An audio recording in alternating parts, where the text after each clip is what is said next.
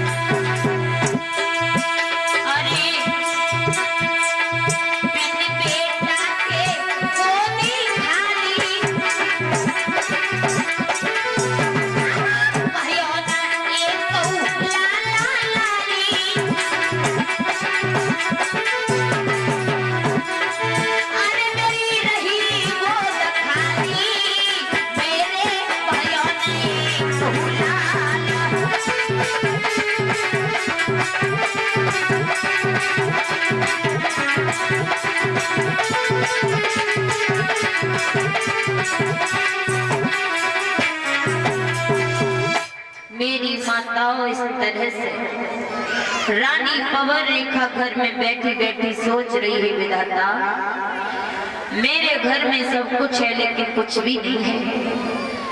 दासी को बुलाया, दासी से कहा महाराज को बुला करके ले आओ दरबार में से।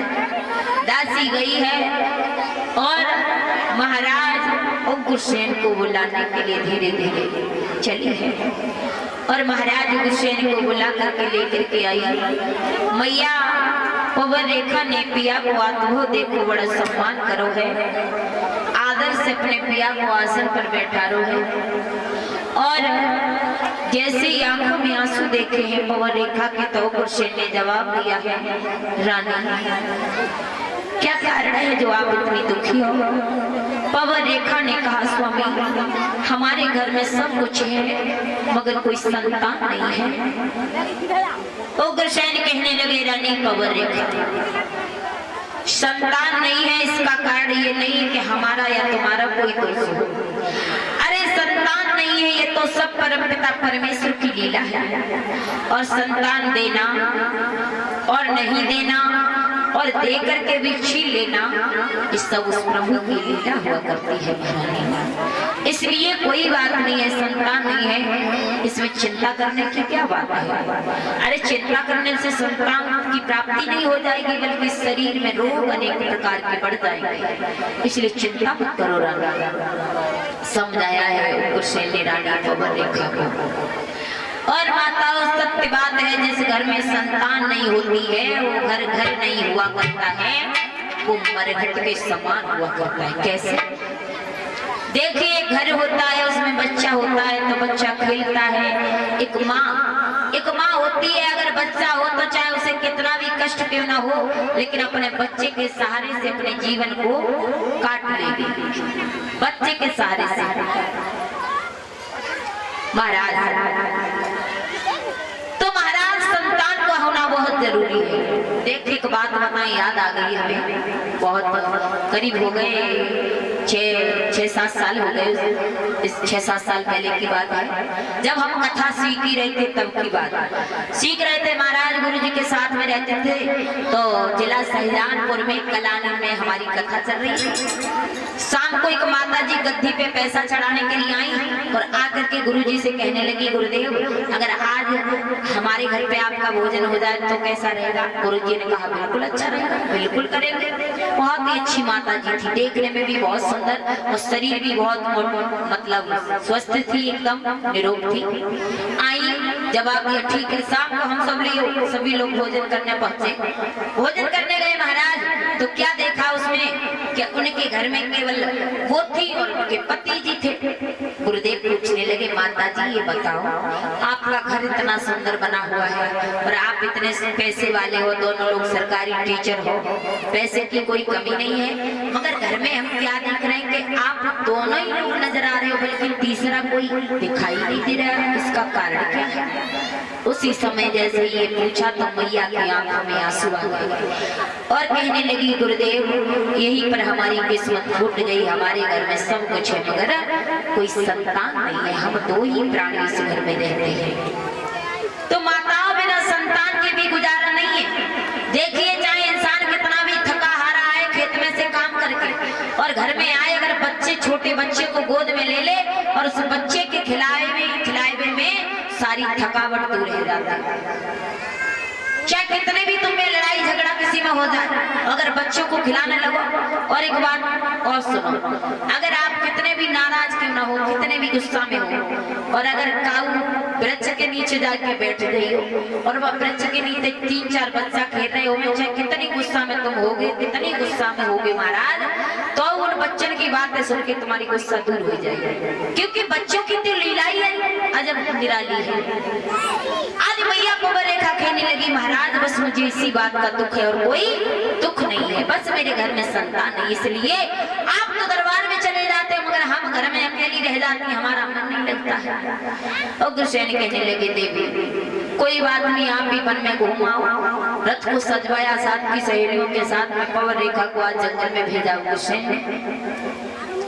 आज पवन रेखा जंगल में चली है, साथ की सहेलियों को लेकर के वन में घूमने के लिए, विहार करने के लिए। धीरे धीरे जब जंगल में पहुंची है जाकर के, तो आज पवन रेखा उस जंगल की शोभा को निहार रही है कि तरह तरह के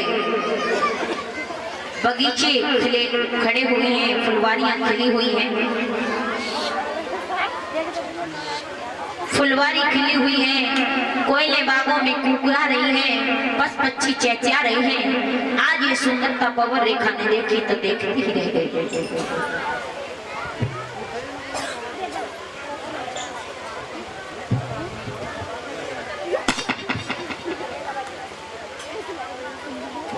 और ये कुछ भक्त दान दे रहे हैं श्रीमद् भागवत कथा में। 501 रुपए मिश्रीलाल सिंह नंगला केवल, 51 रुपए रजनीश यादव नंगला हिमाचल जिला अलीगढ़, और 51 रुपए प्रमोद यादव ग्राम लामी। ये भगवान की कथा में दान दे रहे हैं, भगवान इनके भंडारे भरते रहे। बोलिए गोविंद भगवान की जय, बोलिए भक्तवत्सल भगवान की जयकारो। कम से कम हाथ उठा के तो लगाई, कहाँ था जिन जिन के हाथ उठा के लगे, जिनके ना हो उनकी तो फिर बात अलग है महाराज। बोलिए कन्हैया लाल की। अब हाथ नहीं होने की कह देते सब उठेंगे, समझ गए। चलो आइए वही कथा का प्रसंग की तरफ। पवन रेखा साथ की सहेलियों को लेकर के वन में पहुंची है और ये 50 रुपए हमारे पास सम्मान के रूप में बेटी प्रिया की तरफ से आ रहे हैं। पढ़ लिख करके बच्चे विद्वान बने, माता पिता का नाम रोशन करे, उस प्रभु से हमारी कहते थे आओ इतने लंबे कहाँ